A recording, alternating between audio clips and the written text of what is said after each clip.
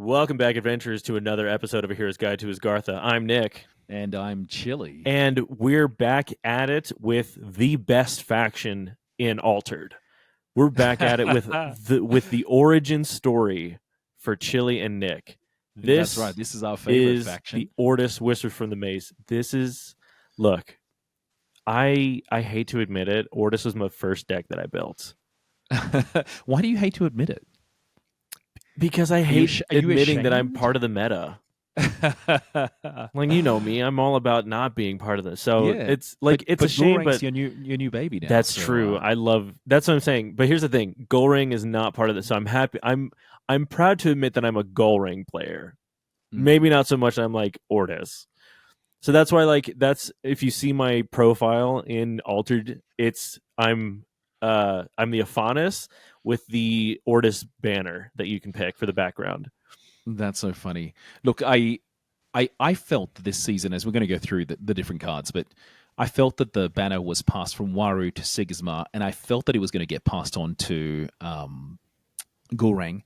And that's not necessarily the case yet, though I do feel she is incredibly strong. And you never know what happens as we progress through this season. Yeah. She might get better if a few other cards get banned or nerfed or altered. But we'll see. We'll see. I think she's now viable much more so than Waru is at this stage. I'm not going to lie. I'm bringing both decks with me. So I am bringing my Exhausted Resupply deck. I just pulled a new unique for that one, by the way. So congratulations. Be aware of that. But I think Goldring is going to be the deck I take to qualifiers. I'm very confident in that deck. So, and here's the reason why. It's because of Whispers from the Maze. Okay. So, yeah, absolutely. It's made a huge difference in making it at least viable. You can survive to round 8 till you have 8 cards in hand. Oh, sorry, 8 mana. Yeah. But shall we get into it? Yes, we're going to I'm not going to lie. I'm going to try and blaze through this. It's probably still going to be an hour, but we're going to try. Okay.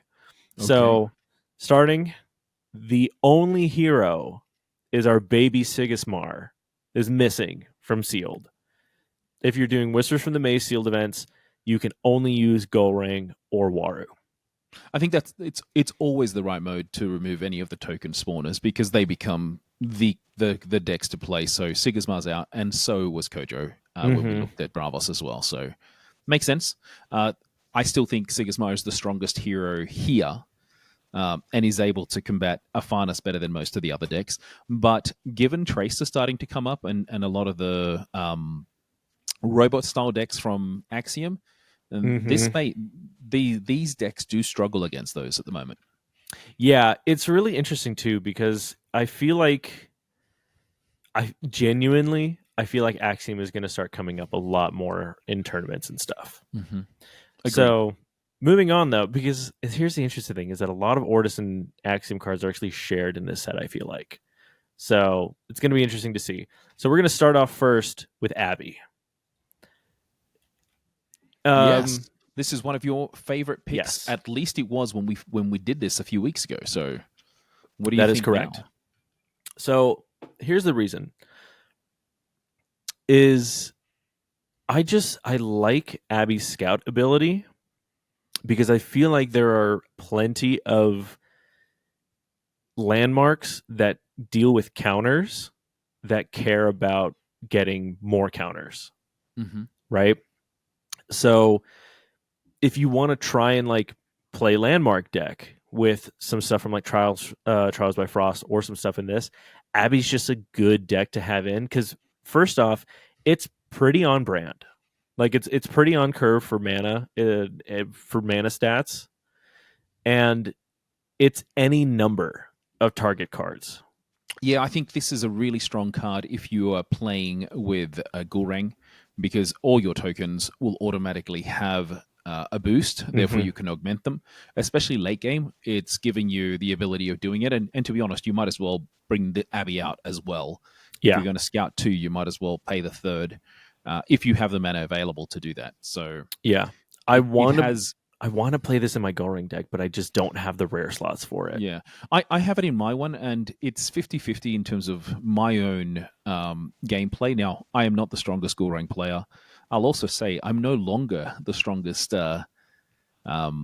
Sigismar players I used to be before this set. I really am struggling with a lot of the Bravos decks at the moment and Axiom decks, but I still, I'm still over 50%, which is good, and just need to get better.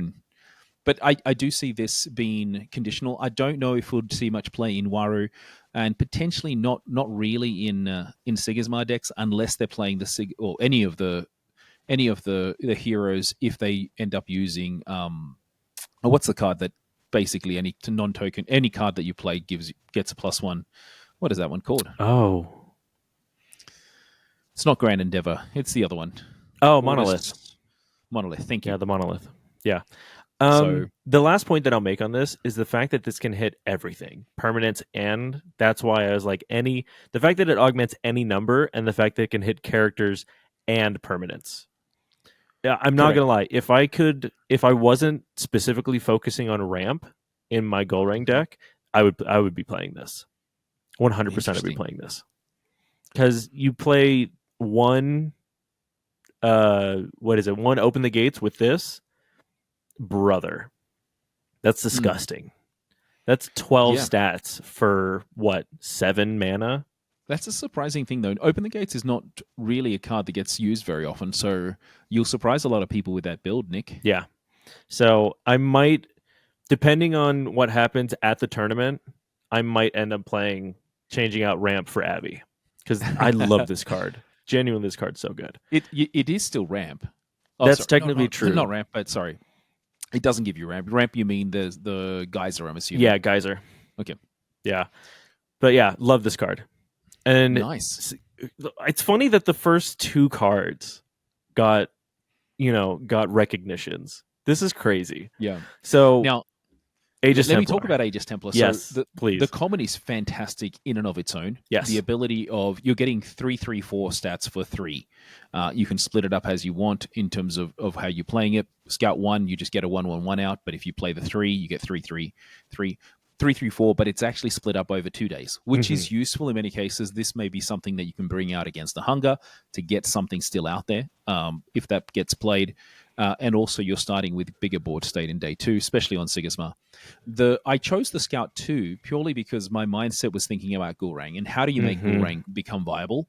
I don't know about your choices here. 100%. But Scout 2, basically you're going to get, and I'll use Golrang again, 4/4/4 of stats the moment this leaves. Yes. And you get it twice. Yeah. So it can be very strong. It's a question of whether you can survive long enough to be able to make use of Golrang's ability, because it does mean you won't advance when you put this, but you can definitely block out an area. Yeah, I will say this is probably one of my favorite things. This is one of those things where I see this card and I think of Golrang immediately, right? Being able to play 2 tokens for 2, you're already way above curve with Golrang on this. So scouting this in by itself is technically better than playing it. But that being said, if you can pay the 5 to scout it and then play it again, that is I don't know what the term I'm looking for here, but that is efficiency that has not been seen in Golrang to date. Yeah. Now, one thing I do is if I'm going second playing Golrang or playing any hero, I actually pay the 3 as the rare. And then you've got 2 additional stats or 4 stats worth if you're playing Golrang on day 2. Yeah. So I like doing that. Usually you get a chance to win that side, especially if they've already invested enough stats enough mana where they've only got 1 mana left. Yeah. They more than likely won't beat a 2/2/1. Yeah, that's true. So yeah, this card, phenomenal card. Love this card. And I'm not gonna lie, I love this version more compared to the Axiom Adefaction. Yeah. So me too. But yeah, this card, I'm not gonna lie, I think this is one of the best cards. I would probably say this is top 5 cards for me in the whole set. Yeah, definitely one of the most influential cards to come out. We are going to get to the most influential card later on in today's cast, but this is nuts. Love this card. A great card.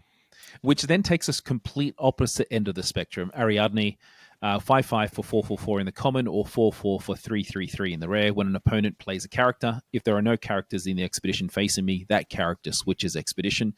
Yeah, we talked about this. I really don't know. I don't know its use. I'm sure someone's going to break it and make it viable.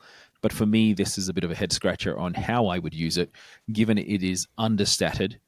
And Yeah. if they want to play something into your area, well, what can you do? Yeah, it's I keep trying to think about what the benefit of a character plus a hooked is. But the thing is that the character is going to be facing off against this. Right? So I keep trying to think of situations where this would be viable, and I can't really think of one. Yeah. Once again, someone may break it and figure it out for me because I think this is a have not Waru been able card, to see though. anything. I think this is definitely a Waru card. This is not a Sigismar or Golrain card. I think this is specifically for Waru. Yeah, look, it forces them to play into an area that you may want them to play, but still difficult. Yeah, I agree with that. So just going to move on along to Bug Fix. This is just a good card. This is a great card, if I'm going to be honest.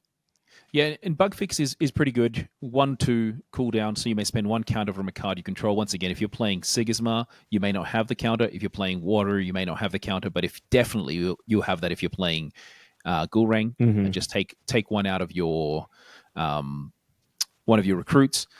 The other thing that you can do is if you play this, and because you take the boost off it, you may actually win that side that has the token. Mm-hmm. So there is that little bit dynamic where you can do it. And though on this side you probably won't because you'll create a 3/3/3 while making one become a 1/1/1. Pretty useful. The fact that it has cooldown means you can use it twice. So there's that benefit of recursion, which many of the spells don't have.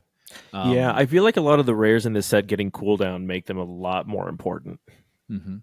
The only thing that you don't get a chance to do here, as you do in the Axiom version of it, is that recursion of Bug Fix just constantly cycling won't occur, as there's not a single card that I'm aware of that can cycle a card from your reserve back into hand.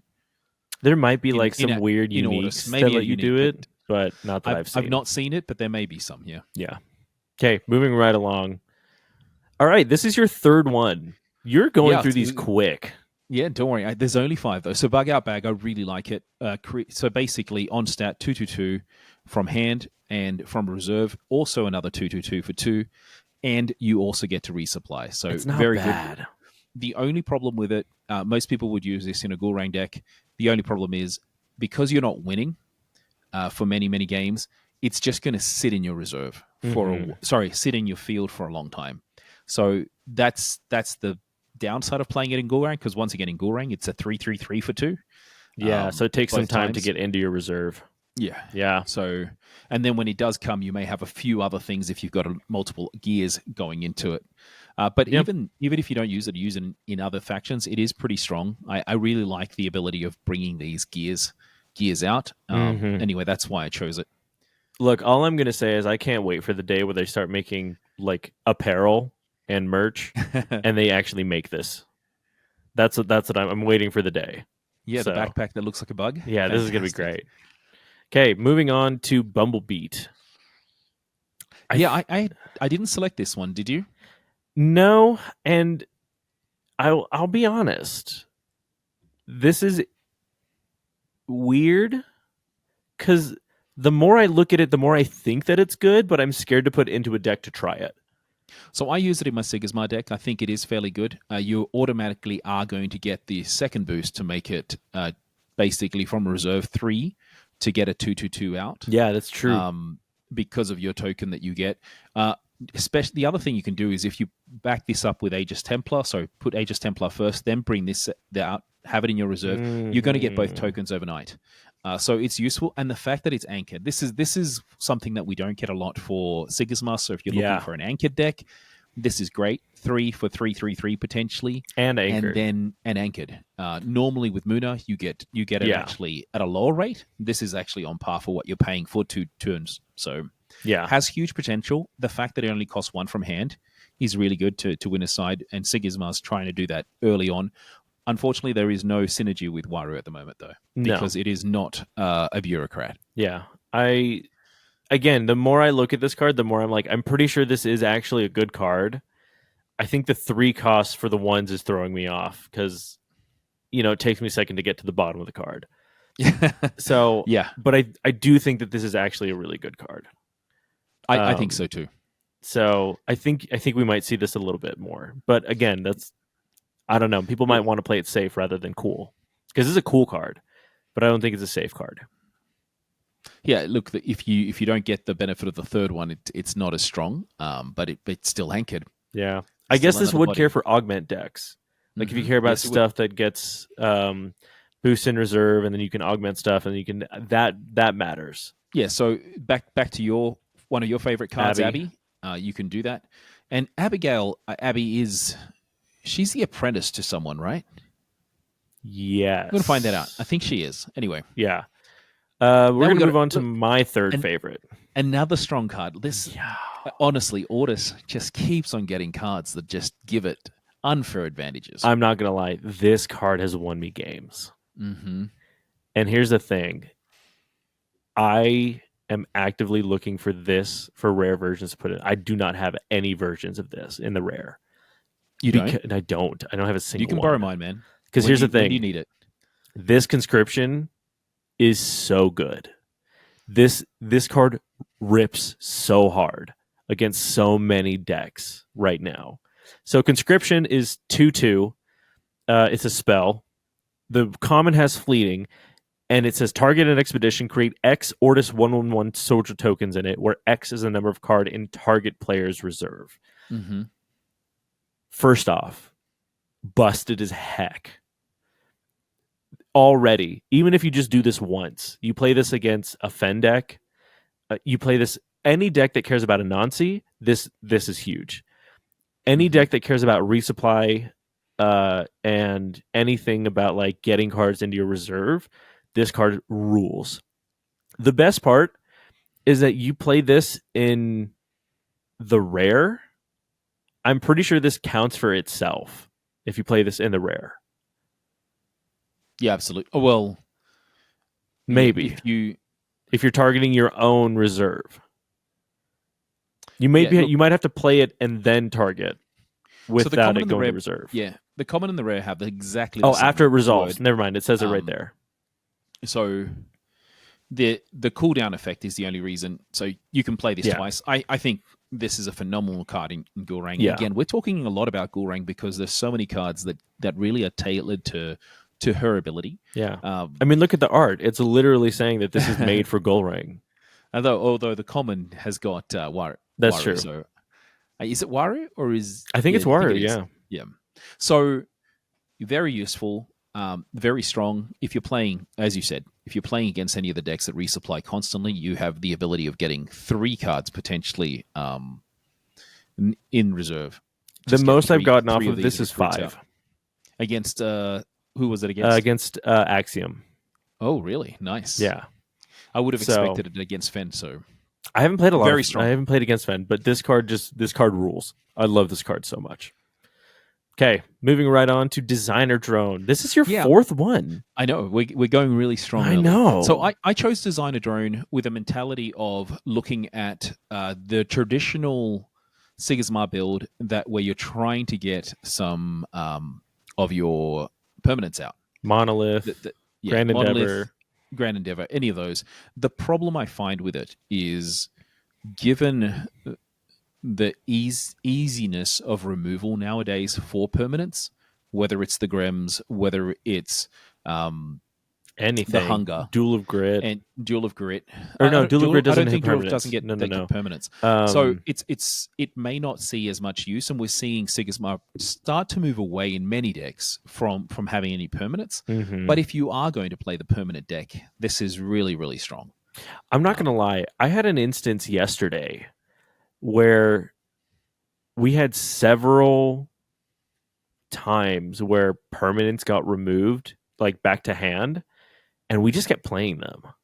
Back to hand? Yeah. Which card they used to give it back to hand? Achadi. Okay. The Achadi deck. So Intimidation, Geyser. Oh, that's right, because it's 4 or less. Yeah, that's yeah. Right. So, yeah, it's interesting because, like, the interesting part is that the good removal in this set Specifically, I feel like it lets you discard stuff just outright. Yeah. So we'll see. I don't think it's as strong as I initially emphasized, but I do believe it can be useful in some decks. I also don't see... Like, you could also use this in your Ghoul decks, given they look to having permanents out pretty quickly. Ooh. But I don't see it in Waru. I don't see Waru have much permanence in their play. But maybe I also don't see many Warus out there at the moment. You know what this could be fun with? Is with Vishvakarma. Yeah. That would be fun. That, if you could combo that and out. Get something out for free. Yeah. That would be cool. Oh, man. Now I kind of want to see if I could make this. That's fun. Like, just do an entire deck about getting cheap permanents out and then just throwing as many permanents as you can down. That'd be funny. You're stuck at just 2, though. Like, well, but here's the thing, though. You play a jammer and you can take it out. You can sabotage something, and then when it leaves, you sabotage again. Yeah. Ooh. That has been my dream, to build one that's actually really viable. I have not had it work for me yet. Once again, my deck building since the end of set 2, so with set 3, has been pretty poor. Here's a quick question. This is going to take a little bit longer time on this, but I feel like this is just a fun thing. How many permanents do you think is too many permanents? Ooh. Especially so if you're specifically building with the intention of getting permanents out for free or for dirt cheap. 9. Really? Anything over 9. Like 9 is too much in my mind.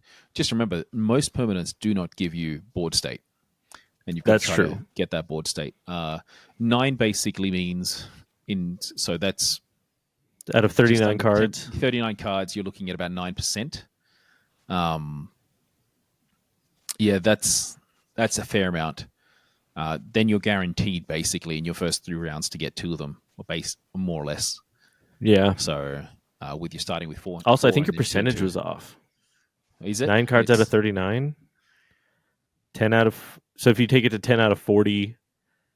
10 out of 40 is 25%. So yeah, okay. Yeah, but sorry, what I meant by that is 1 out of 3. Oh, no, yeah, okay, yeah, there you go. In 3 hands, you have something. Correct, so, yeah. The difficult... Like, I've seen people do more. The ones that do more are Axiom. I wouldn't say Ordis does it, and that's because Axiom, especially if you're using Sierra, you want to use your permanent so you can get your brass bugs out. Well, here's the thing, though. You get brass bug hive in Ordis. You can. You have it in the rare. You don't get the same benefit, though. Correct. You don't get the +1. But body's a body. A body is a body. You're right. So I don't know. I kind of want to. I want to start. I'm going to start tinkering with this. I don't know if I'll necessarily build and play it. Yeah, but I might tinker with it. I'm surprised Brass Spike Hub doesn't have the same benefit given to Grand Endeavor by having a tough. Yeah, cost 6. So yeah, I don't know. Anyway, yep. Moving right along to Dromole. Now, here's the thing. Yeah.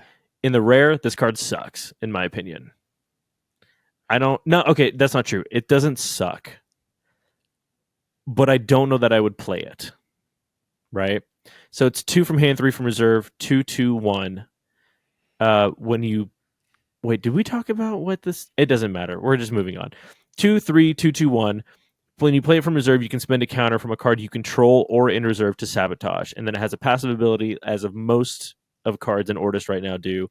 When you play another character in an expedition, it gains 1 boost up to a max of 2. Yeah, the main benefit is if you're trying to create a deck in any of the Ordis characters that has a lot of interaction, you put this in, you put Ordis Spy, you're sabotaging constantly. Yes. It doesn't matter if they know that you have this in reserve because it gets, especially in Sigismar, you get the boost automatically the moment that you play with Jammer, Armor Jammer. Yeah. You know. Now, here's the thing, though. So you could do something. Rares are fine. The uniques on this. That's what you have, right? I have a unique in Golrang for this. That unique is busted. It's a double sabotage, double token generate, I think for 4 mana. And I think the stats are pretty solid. And it also has the free ability, I think. Or the passive. I think it has the passive too. So the rares are fine. The uniques, I feel like, are going to shine on this one. So yeah, I'll have to share that one too. I'll probably share that one when this episode goes up. But the uniques on Dromel are very good. The rare is okay. And the reason why I say the rare sucks is when I compare it to my unique version, I'm like, who would even pick? Right? Yeah, it is understated from its perspective, but Sabotage is still worth That's something. True. Yeah. And from hand, it's only understated in water by 1. That's about it. Yeah. And if you choose to wait a little bit and have 2 cards, then this is overstated. So yeah, it has potential depending on the deck you build, but it is useful. It's not a unplayable kind of card. Yes, I will agree with that. I apologize, Dromel. You don't suck. You're just not my first pick. So you're not my first round draft or my second. Probably not even my third. But you're in the draft somewhere. Okay, moving on to Feast of Thought. Mm-hmm. Now, here's the funny thing. I love this card in Izmir. I don't know that it has a decent place in this place. Once again, if you are trying to create that dynamic of a lot of interaction, yes, for 3 you can actually create a Manamoth, bring it out 2/2/2. If you are Ghoulrang, it'll be a 3/3, and you can choose to Sabotage. So once again, you can do a lot of interaction. You can choose to draw a card from that 3, and then when a character joins your expedition, when it is in reserve, it's a question of whether you want to spend 5 mana. But you can do a whole bunch. You can draw a card, create a Manamoth, and Sabotage. Here's the thing, though. I will say doing all 4 is extremely beneficial, especially in set 3. Like, if you can get counters off of stuff, especially in play or even in reserve, that is very, very good, especially in this set. Yeah, the crazy part for me is you play this. I'll use Sigismar as the example. You'll already have your, you'll be able to go, because it's X plus 1, so you automatically do 2. Now, the only question I don't know is when it says choose X plus 1, can you select one more than once? I don't think you can. This is the common version. Yeah, that's out of faction. The weird thing is because you can, when a character joins your expedition, I gain 1 arcane counter. You can get 3. So really, you have the ability of choosing all 4. No, because it's X plus 1, so it'd be 4. Yeah. So X. Oh no, it's 3 plus 1. That's 4. That's right. Yeah. I can't do my math. So here's the thing, though: the rare lets you pick this multiple options. You know, but you can pick the same option multiple times. This is the common version that's out of faction. So, because I'm not gonna lie, creating 4 Manamoths for 5 in Ghoulrang would be nuts. Yeah. Now I'll say, I do believe someone is going to use this, and it's going to break the game a little because it's so something you don't expect. Yes, I will agree with that. Here's the fun part: you do this, and then because here's the thing: in my deck, you're ramping and you're getting to 10 pretty quick. I'm not going to be honest, Never mind. You're going to be honest. I'm going to be honest. I'm getting to 10 pretty consistently with Ghoulrang, right? 10, 11. I think I've gotten up to 13 max with Ghoulrang. Oh wow! Right? That's a long game. I know with Ghoulrang. But so here's the thing, though. You do this, you do a Feast of Thought, and then you do this again, or you do Open the Gates. That's huge. So, yeah, it's not bad. Not bad at all. No, I will agree. But I think it is very situational. Yeah, right? I just haven't seen it. In terms of competitive play, I've not seen anyone use this because they want to use the rares for something stronger in terms of body presence. But yeah, I think this is a good card. Well, that takes us to another awkward card. The first of the Blades. The in-faction version this time. The out-of-faction is in Bravos. That's right. But we know Fior. We just haven't seen the common yet. So the common is 4/4/1/1/1. And I think that's the one that Bravos has, right? Is the common version in the out-of-faction, right?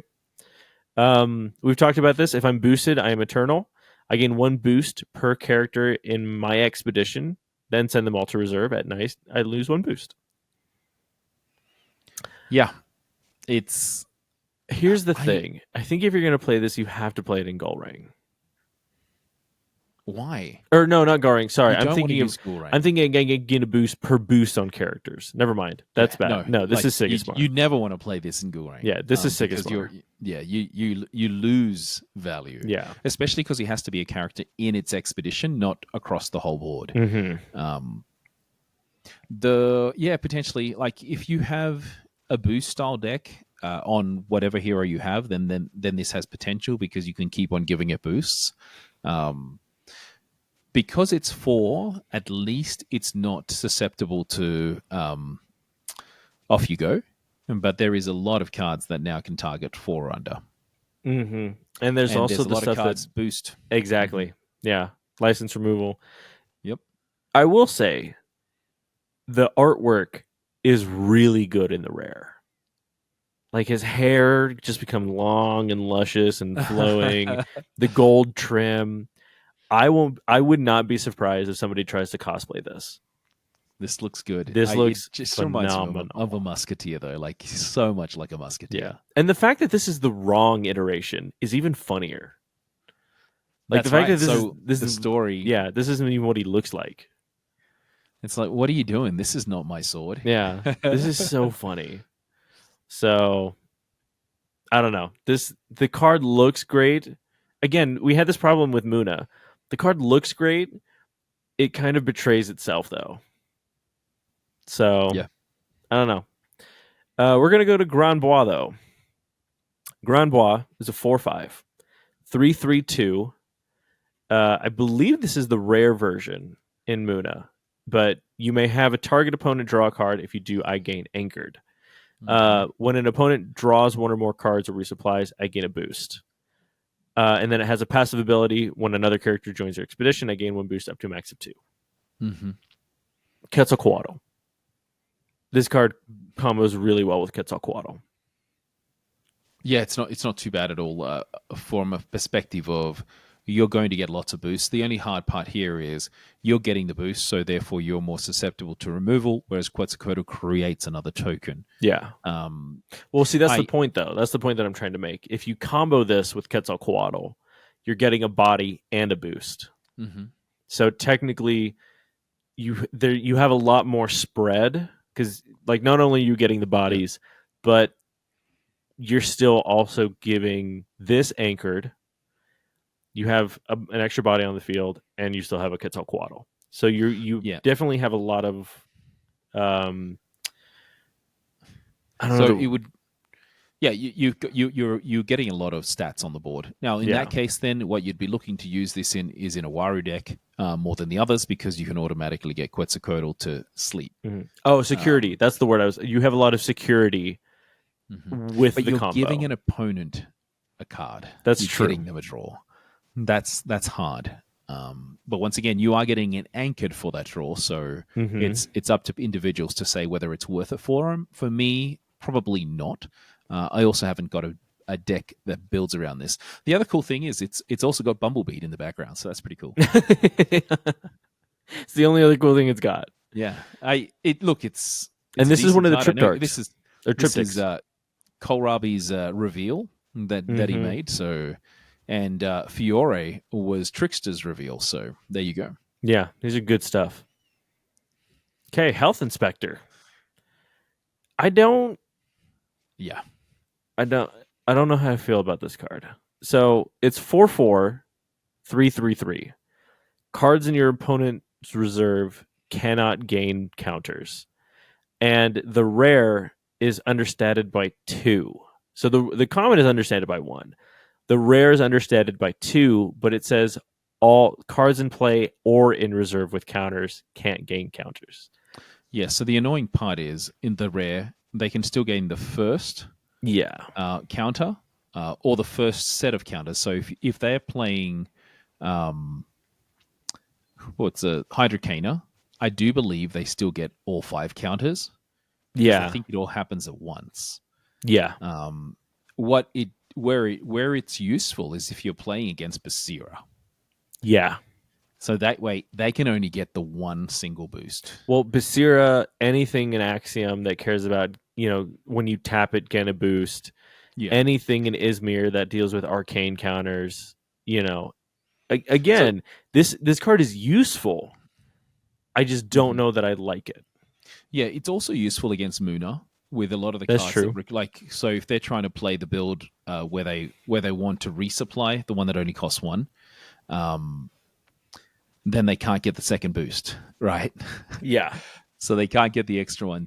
Now, I just don't think it's worth it for what you get. See, I think it's way understated for what you get out of it. Agree. So I don't think that this is. But as a bureaucrat, maybe it's something that it's a disruption that can be used for 2 turns in a row by Waru. Yeah. Sorry, I jumped a gun a little bit because I like Leo a lot. Leo, I would argue, is probably the most dapper of the heroes that we've gotten so far. Of the characters, he just looks so clean, so good. So Leo Relic Expert is a bureaucrat scholar. 3/3, 3/2/3. At night, you may spend 1 counter from a card in reserve or landmarks to sabotage after rest. The difference is that the rare goes up in cost, gets 2 stats in mountain, so it goes 3/4/3 from 3/2/3, and it just has straight at night sabotage after rest. Yeah, if you're not creating a build that is giving you counters, the common is just useless. Yeah. The rare sabotage after rest would be useful, but would you pay 4 resources to bring this out? Here's the problem, though. Maybe. Is that this doesn't hit characters in play. It does. No, you can't. That's the thing. You can't spend counters from a card in play from characters. It's only from reserve or from landmarks. Yeah, correct. That's from true. The common, yeah. The rare doesn't need it, but sabotage after rest is always stronger. That's the best kind of sabotage you want. Yeah. The difficulty with the common is, there are some cards that you've got. So if you're using any of the new cards from this deck that have the text at the bottom, they usually gain a boost. But they usually gain a boost when a character gets played, so you have to keep it in there from the day before. There is 2, if I can recall correctly, there's potentially 3 landmarks you can use. So you can use the farm. Yeah, farm. What's the other one? It's a cool looking building, the one that just came out this set. No, I know. I haven't played it at all. Yeah, Town Square. And then Town Square, thank you. And you can also use Kelon, the Kelon generator. You can also use the Trial by Frost ones too. And so yeah, lake. you got the lake, yeah. So you have there's options. A few things you do. It's a little bit of setup. I just don't see it being used that often, but you never know. Yeah, and again, there is plenty of stuff. So again, you play this with Abby, you play this with Designer Drone, you play this with Grumble, you play this with stuff that cares about that. The problem is, I don't think that passive, like, I don't know. I don't feel like reserve counters is a good strategy for Ordis. Yeah, look, we'll see if someone breaks it. The rare is good. It's just expensive. You're not normally paying 4 resources to sabotage. Yeah. Okay, I don't know what we were thinking. I don't know why either of us didn't give anything. This card is Jeez. This card is so incredibly busted. You know what's so insane we didn't? And I would say the common is you do not need to spend. Agree. You don't need the 2. You don't need the 2. The common is way better because there is no limitation on the boosted character. But where it's really strong is in the permanent area. You can discard any permanent, regardless. There is nothing as cheap as this. This automatically replaces most removal spells in an Ordis deck. So, I took out my Kelon bursts for this. Oh, okay. And here's the thing: I love my Kelon bursts. You did it in the common. You did it in common then. Yeah, I did it in the common. Rare. So you got yourself another rare. Yeah, slot. so I got myself some extra rare slots. But man, here's the thing: I love my removal spells in Gull Ring. I had 8 removal spells in Gull Ring. Sheesh. It's a lot. And 3 of them were Kellon Burst. So, oh, wow. Yeah. So trust me, but man, this card is so good. Yeah. So, but that being said, I do believe, and I think we talked about this, I think this is one of the cards that's going to get errata. If there is any card that's going to get errata from this set, it would be this one. Yeah. I'd be surprised if it didn't.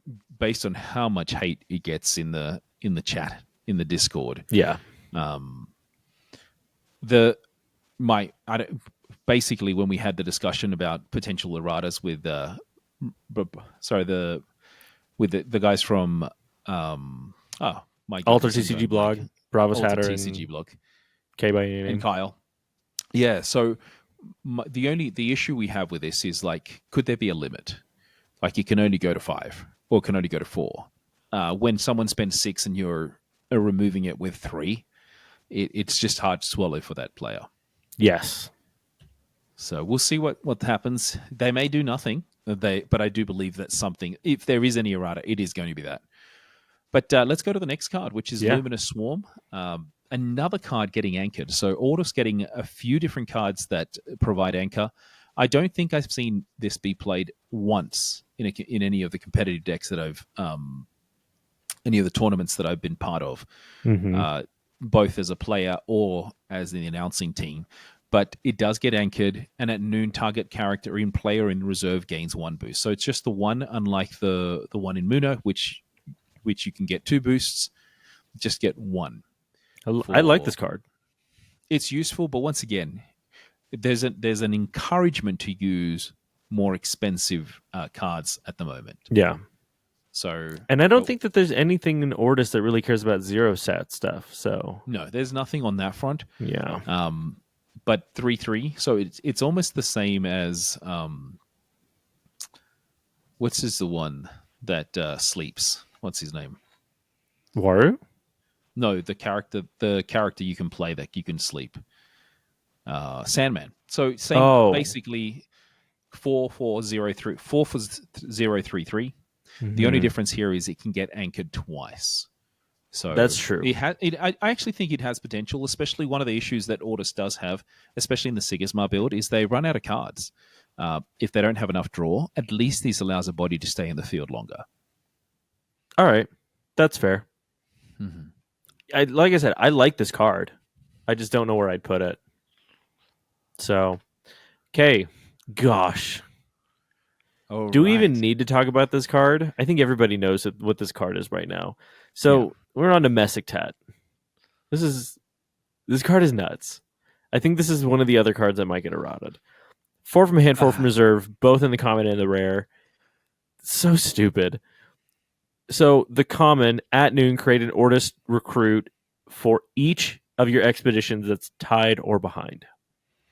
The rare has the exact same effect, except whenever you play it from wherever, create one in each of your expeditions that's behind or tied. That's right. So this is probably the singular card that has made Gulrang viable. There's a few other cards that are good, but this has made it viable, especially the rare. And it is a must inclusion in all Gulrang builds because it gives you the bodies the moment you play it. Yeah. It pays for itself the moment you play it. Yeah. You're basically getting 2/2 worth of stats on each field if you are behind or if you are tied. The errata that I talked about in our conversation with the guys was, should it just say if you're behind rather than tied, especially when you go into arena. This is really hard to play against. Yeah. When they already have those bodies without really doing anything.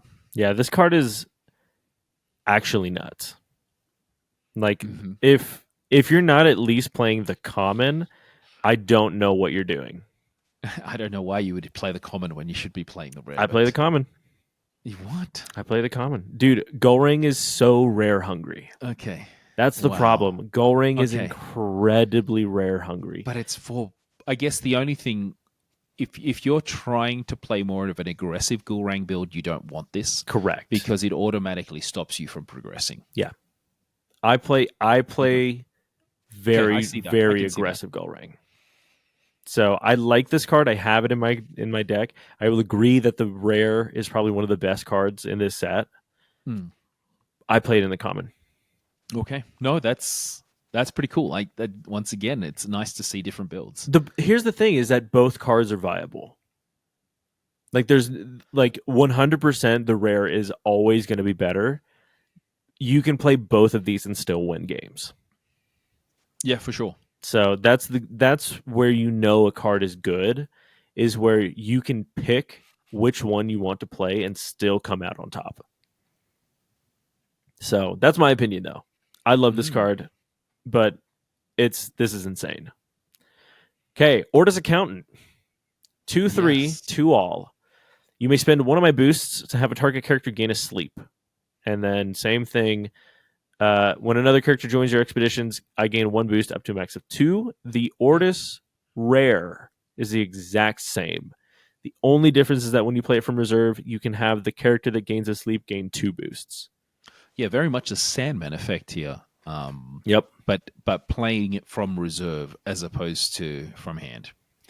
So the interesting I think thing, this is really good. It's a good card. Yeah. Especially the rare. This is one of those things where I feel like this is versatility, where like you play the common if you want to interact more with your opponent.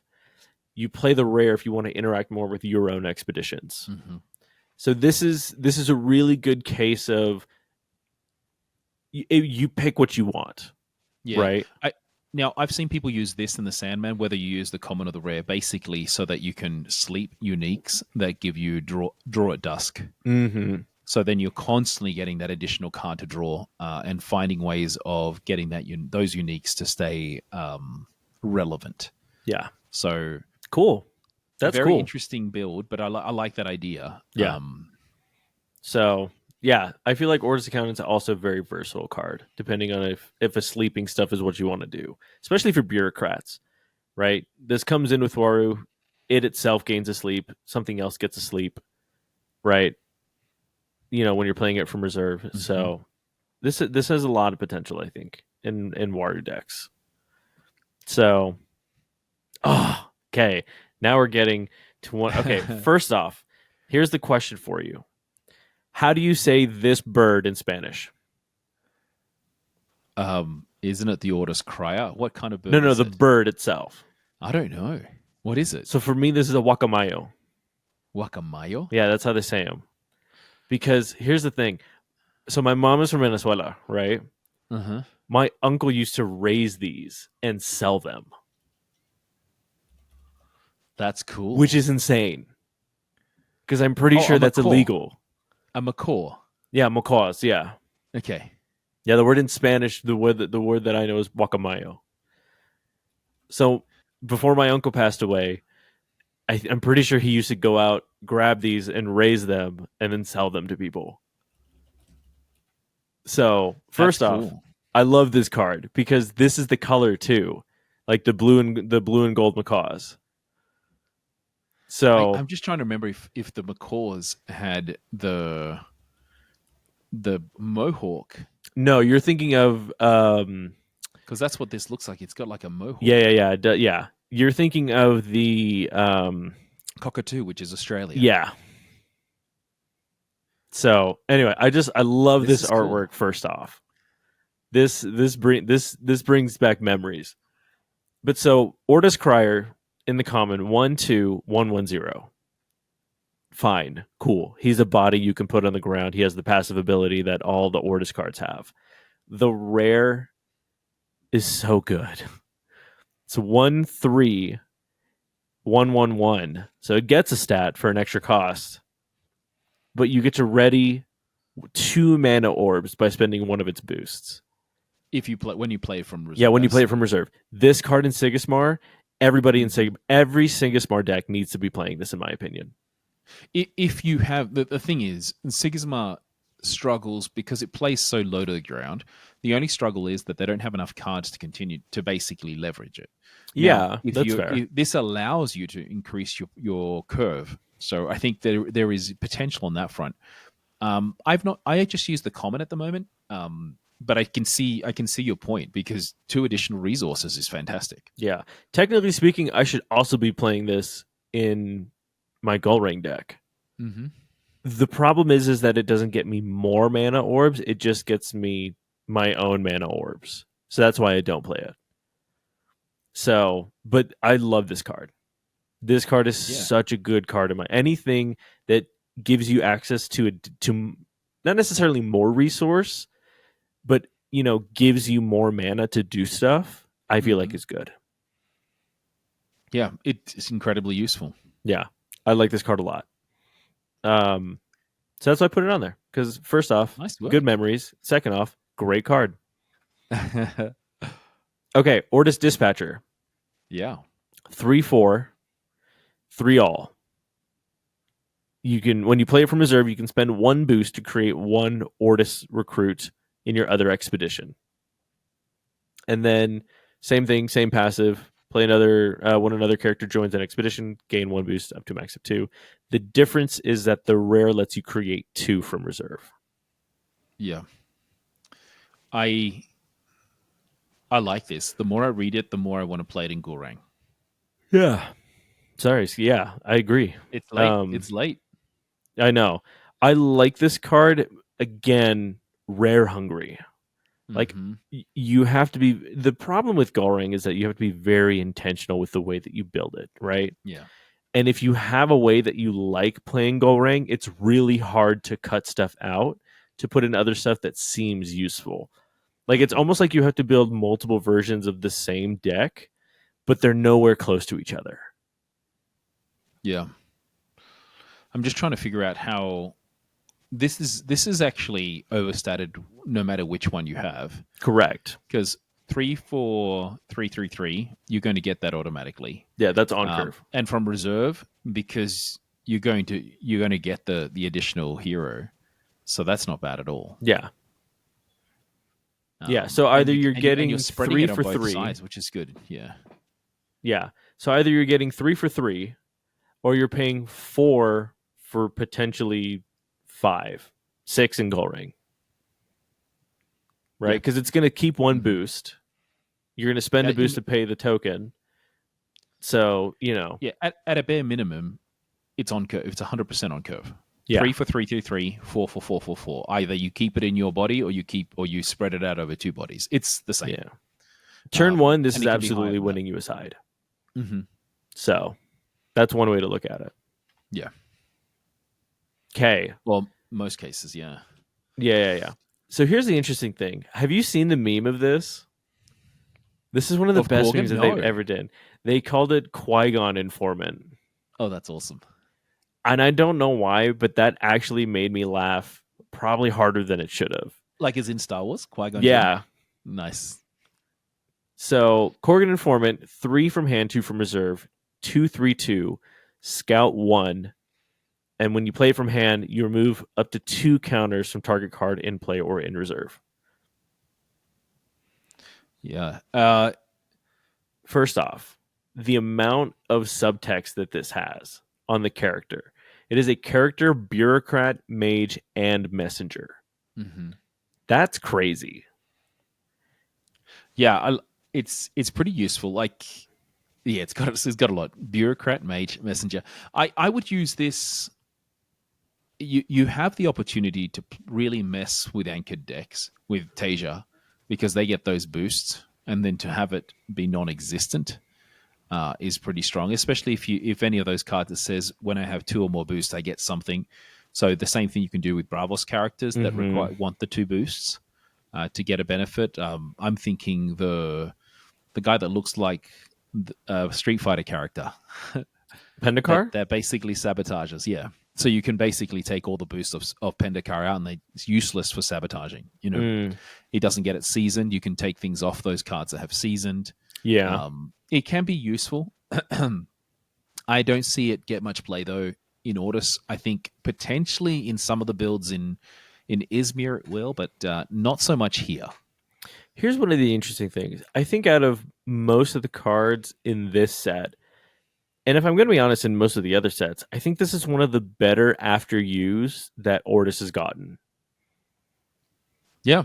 It's an after you that eliminates some stuff. Now you could play this against Sigismund. Sorry, against any of the Aphanis builds. Yeah, that's pretty fun. Yeah, I feel like this card is incredibly versatile. I just don't. Finding a place for it is weird. Yeah, that's the hard part. Yeah, I remember when we first started talking with some of the other guys that played this game. They thought this was one of the most broken cards because it's the only card that removes counters from a target card in play or in reserve. I think this actually there may be another one, but it's the only character that does it. Yeah. I mean, technically, Septuende swaps, so you're not really removing. You're just changing. You're just moving counters around. So I think you're right though. I think this straight up just removes counters. Character. Yeah, and I think it's a really cool space for Equinox to have brought into the game. Yeah, man, and I'm not gonna lie. I think this is one of Waru's spy network things. Oh, you think? Yeah, I think Ordis spy. I think Korgan informant. I think those are all like part of his spy network, part of his entourage. So it'd be interesting to see one of these characters take his place. Mm-hmm. So, man, you're really wanting these characters to leave. I don't know what it is. I feel like 18 is a good, clean number. It is. 24 is going to be too much. Yeah. Let's see if they... And the other thing is, though, if they take a character out, they need to do it one in every faction just to have that balance. Yeah. But so, we'll see. Okay. Rune's Testament. Now, I am not a fan of this. I see people use this predominantly in Gurang or in Waru, when you're really trying to not progress and making sure that you're playing your cards that require you to be either behind or tied, and you get to draw a card. I think the common is good. I don't. You get to draw two cards. Draw two cards. I would use the common. I would not use the rare. I would never use the rare. I would never, ever use the rare. The rare sucks, in my opinion. Yeah, you only get to pick one. I'd rather have the access to two cards. Yeah, I'd rather have two random cards than picking one and then getting rid of the rest. Mm-hmm. That's my whole thing. So it's an expedition gear, so it stays there until you have a chance to move forward. But if you choose not to use it when you're moving forward, then it just goes away anyway, and you've just wasted 2 resources and got nothing to show for it. Okay. Do you want to hear a crazy theory? Mm-hmm. The reason why I think Waru is going to be... The reason why I think they're taking out characters, right? Okay. One of them is because of Fenn's story that's been happening that they did for... Where we found out who Moyo was, right? The reason why I think Waru's going to get taken out is because of this card.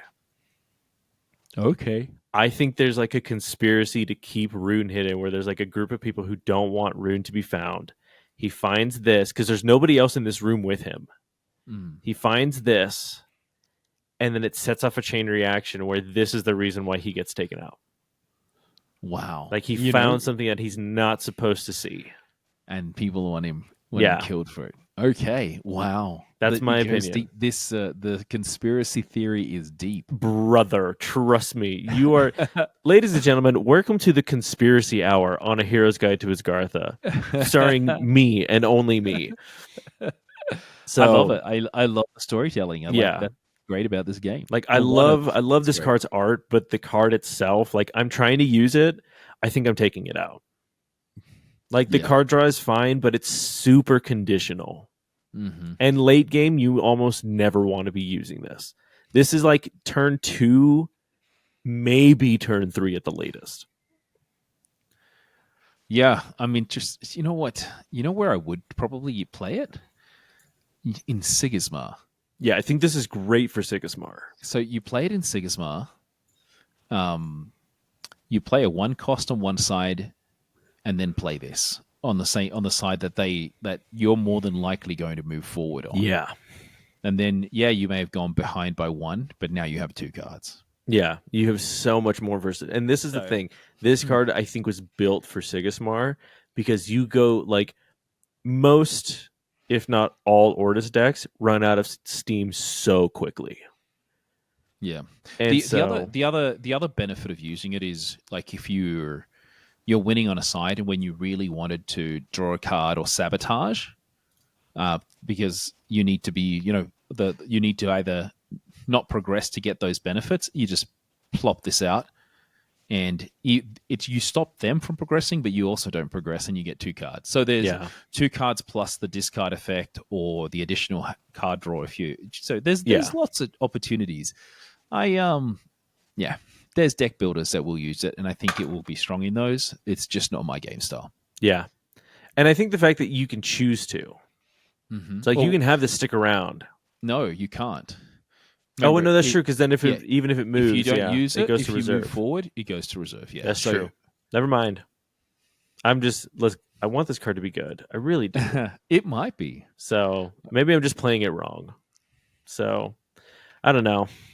Anyway, going to Sap Overflow. Good spell, honestly. This is just a fun card. 4 from hand, 4 from reserve, out of faction from Axiom. Choose 1. Spend 1 counter from a card you control in your reserve. Card you control or in your reserve to discard target permanent, or discard target character in play or in reserve. This is good. Genuinely, I think this is a great card. Because, first off, this is basically removal from the board or a sabotage. Yeah. I genuinely think this is one of the most slept on spells. It's an expensive sabotage because there's other options you can get for much cheaper, but definitely opportunity of getting a character out. Now, the other or a permanent. So you can it's probably the most versatile removal card. Yes. I'll call it that because you get something out in the field, you can get something that's a permanent, you can get something in reserve. Yeah. So, and the fact that you don't necessarily have to spend a counter. So that's where that gets real fun. So, because you only have to spend a counter if you want to discard a target, permanent. Yeah, permanent, yeah. So, I don't know. I think this is just a better banishing gate. It's much more options. Exactly. So, because banishing gate's the same cost. So, and then, oh god, it's disappointing. Disappointing. This card is so disappointing. The only thing that's good about this is keeping it in your reserve. Yeah, it absolutely messes with all heroes when they can only keep 1 card in reserve. I'm interested to see how this would work because if you end up playing this and you have something in reserve, then you're in the rare. Yeah. Then your whole game plan is to play spells. Here's the interesting. This is the thought that I have. The only way that you want this is if you resupply it. That's my honest opinion. You want to resupply this and then never touch it ever again. Yeah, or look, it does because it costs 7. And look, you assume most cards that people play are going to be 1 for 1 for 1 resource, right? So you have the potential of this winning one side, maybe. Yeah. If you play it in Sigismar, you're more than likely going to win one side because you're going to have a token already out. Yeah. If you play it in Gulrang, you may win a side as well because you're more than likely going to have tokens from your permanents out. Mm-hmm. And more than likely, your reserve is going to be empty, if I'm going to be honest. Yeah, Gulrang, at least when I play Gulrang, I seldom play characters. Yeah. I play many more things that are spells or not spells, permanents that give you bodies. So there is a chance, and to get a card draw out of it isn't bad. 7 resources is a lot, but you are getting 888 worth of stats across the board. But if it gets removed, that's a lot you've just wasted. Yeah. And though there's not many, but in saying that, there's not much card removal for a 7/7/7 that gets. I mean, played. You got sticky notes, but I mean that gets played. I mean, okay, that's true. So, and because it's not boosted, you don't. What are they going to do to get rid of it? I mean, like yeah, that's fair. I mean, if you look at the meta formats. So the only one that I think has a chance of doing this if you play this against a Chardy, because a Chardy can actually have a card that costs 7 and then use Duel of Grit to get rid of it. And that's cheap too. Duel of Grit is dirt cheap. It's 2. Yeah. Man. And it's full removal. Right? It doesn't even go to reserve. But they have to have played a 7-cost card first. That's true. Plus this. So there's... Yeah, I don't see something... Yeah, I'm gonna have a look into that. I think from my end, I do believe we're being forced to, and I think it's a good thing, to start thinking about more expensive cards. Yeah. I will say, though, one thing that's very interesting about this card is the lore behind it, I feel like. To be fair, I don't know the lore behind it. I'm talking about the lore within the card, right? The common, this, like, you know, it's got this bustling, thriving village, whatever, however you want to look at it, right? Yeah. You look at the next one and it's just a bunch of ruins. And you're just like, is this the same village? So it says that, you know, each time you burn a feather, it will grant you its help. I'm also wondering if this is like a Herald of Destruction kind of type deal. Yeah, right? Maybe it's so. The history for this card is actually Persian or Kurdish. Really, in terms, it's a mythological bird. It's meant to be a huge bird that could carry other animals from the back. But what they say in the inspiration part of the article is, you know, sometimes it's a phoenix, like a phoenix, sometimes it's not. Mm-hmm. But according to the Persians, I'm going to read this word for word, it bestowed fertility and would seal the union between the sky and earth. It roosted in Gaokarena, the tree of life. Look at, bro, oh my gosh, more tree of life stuff. Are you kidding me? Oh my gosh. Dang, man. It's going to be interesting. Anyway, we got to keep moving. This card, I think it's bad, just straight bad. I do too, but like you can see someone just playing a fun deck that makes this useful. Yeah. So I don't know. I have a hard time with it. Staff Clerk, 2 from hand, 2 from reserve, 1 all, common and the rare. The difference is that when an opponent plays a card from reserve, create an Ordis token in my expedition in the common and in target expedition in the rare. Mm-hmm. I like this card. I really do. It's really good given the meta is starting to become Axiom centric. And they play so much from reserve in Sierra. Sorry, not in Sierra, in Traced. Like it kills Traced. It kills Fen. Kills Arjun easily. Yeah. And Arjun's not really hard to kill nowadays anyway. No, Arjun's... I will be honest. As I've tried to make it work, I just cannot make it viable to win more than 50% of the games. Yeah. So I don't know. I would go the rare if I'm going to use it just purely for the versatility, but at the same time, if you can basically have one side be yours by playing Staff Clerk. Yeah. Agreed. Good card. Like the card. Oh, freaking Silas, man. Lore card, so good. Silas is 4 from hand, 4 from reserve, 0 stats across the board, because when you play it from hand, you get to draw a card, but in the rare, when you play it from anywhere, it gains a boost per card in your hand. And then while it's in reserve, again, same passive ability. Another character joins your expedition, gains a boost up to max of 2.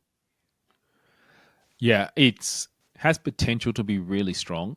But I don't see many people in Ordis anyway have ridiculous amounts of cards in hand unless they have uniques that draw them a lot. Yeah. If you're playing this, you want this 5 super early. Yeah. You can potentially have 5 cards, 6 cards in hand. Yeah. You play Baba turn 1, maybe like a conscription turn 2.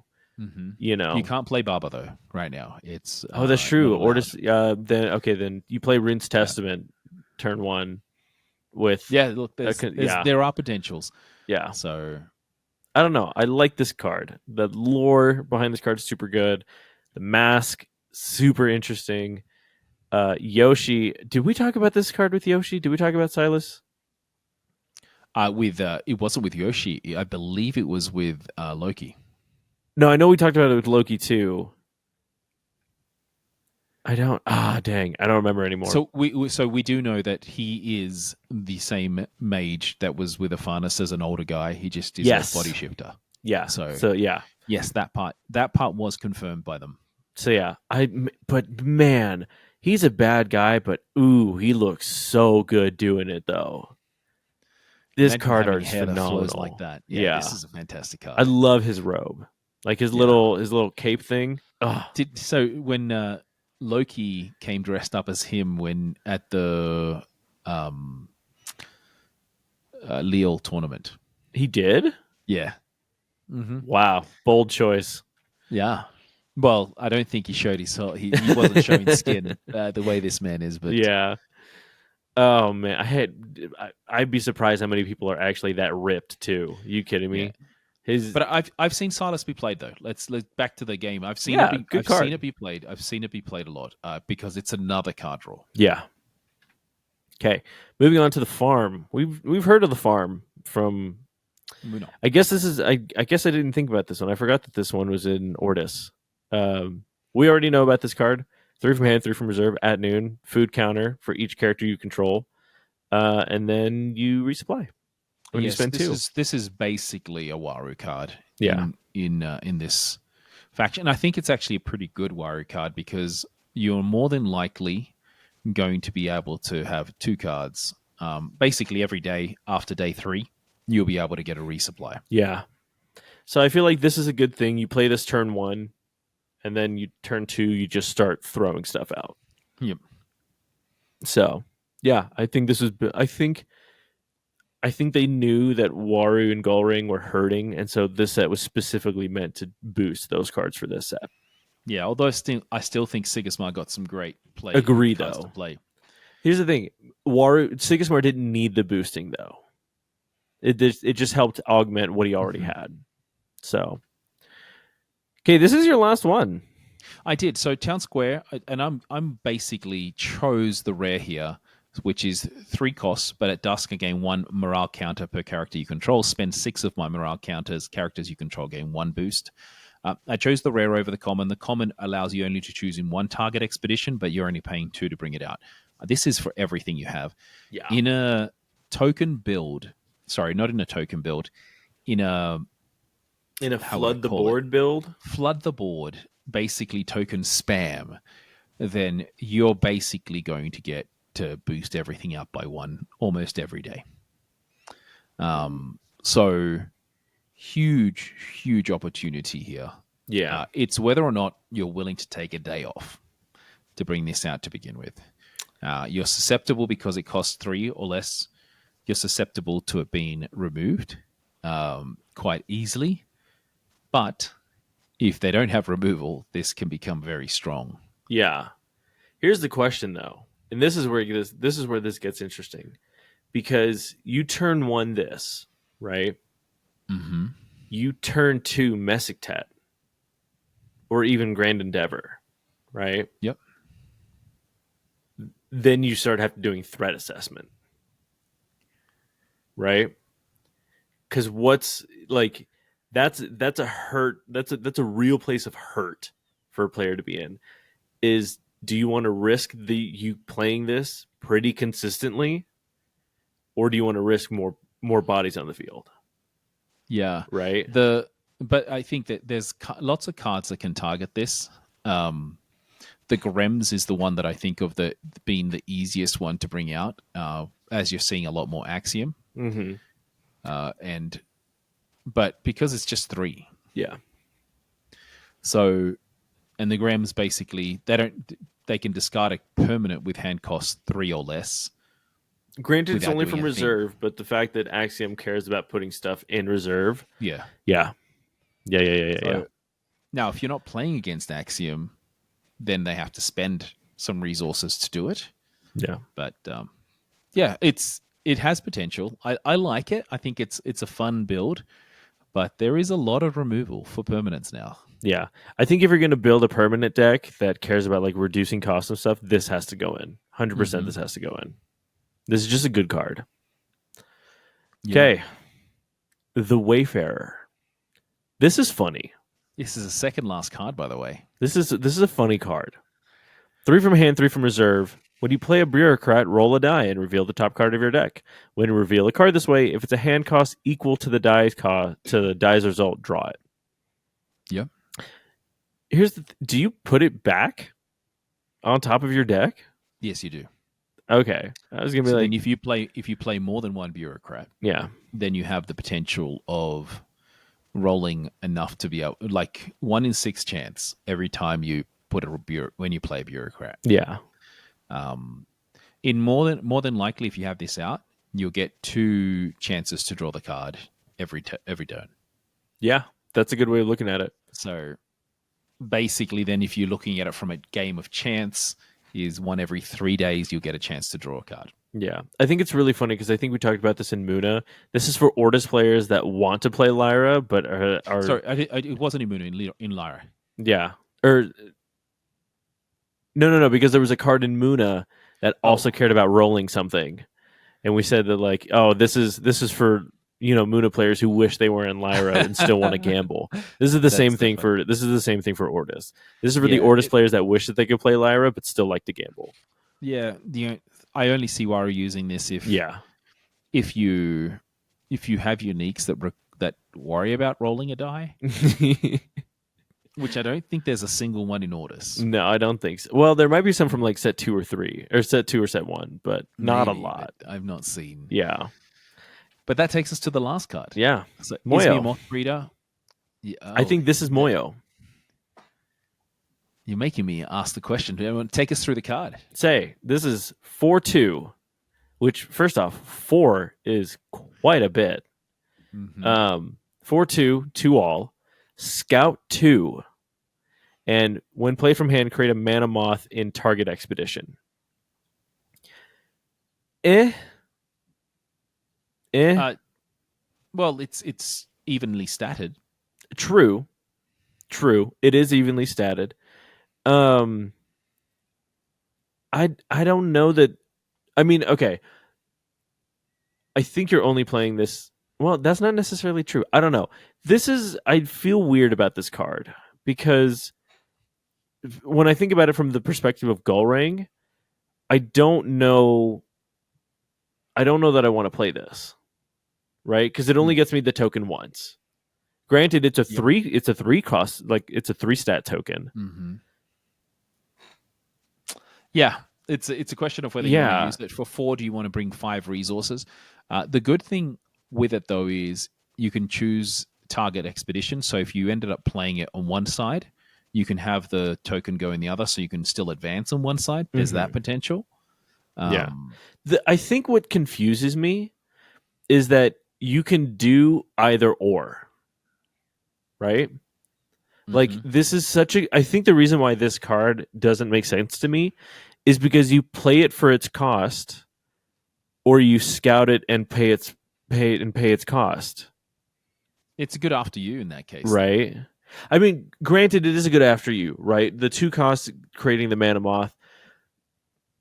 I don't know. I think that's just what can like. It's the same cost no matter how you swing it, right? Like you can either pay the 4 and get the mana moth and have it in a different expedition, right? Or you can scout it and then pay the 2 again to just get the same card out. Yeah, the only difference is if you want to put this in reserve and play it next turn. That's true. You do it all in one. Yeah. So like, the same thing with every card that you scout is you kind of only get half the benefit, but at half the cost, right? Yeah. Now there's a lot about this character, and you are absolutely right. It is Moyo. Is whether or not this is the Moyo this is the same mana moth moth breeder looking that is the new character coming out in set 3. 4. Set 4, sorry. If that's the case, then this will be the first character that then becomes a hero. Yeah. So here's the thing. As much as I like to think that this is Moyo, I'm not sure. It is Moyo. It says it on the Oh, so this is Moyo. Okay, then there you go. Yeah. I didn't know that this specifically was. I will say though, I love the design of his mana moth lamp. Like his lantern is so good. Looks cool. This is a good looking card. This is just a good looking card, man. I will say though, the one thing that freaks me out is all the little mana moth like pods just sitting by his face. Their face? I don't know. Those are the pods. That's awesome. Yeah, those are mana moth cocoons. Wow. And that freaks me out. Like, I don't like it. So, but that's just me. That's just my personal opinion. Great looking card. That's the only critique that I have is I don't like the idea of just like 40 mana moth cocoons just sitting in my hat right next to my eyes.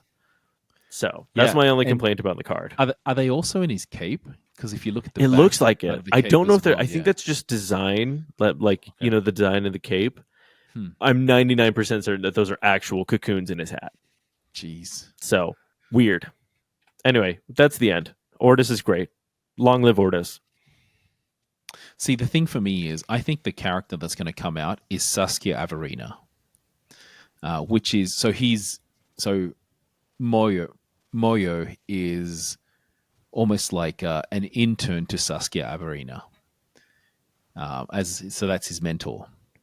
So that's where I'm like thinking if it's not the character, it's the other person that they're talking about, because she is the authority on moths and basically what happened in the Storvit. So yeah, Saskia Averina. So it's not the same. I don't know if that's the same Saskia as so because Saskia was the one that found the mana moth larva.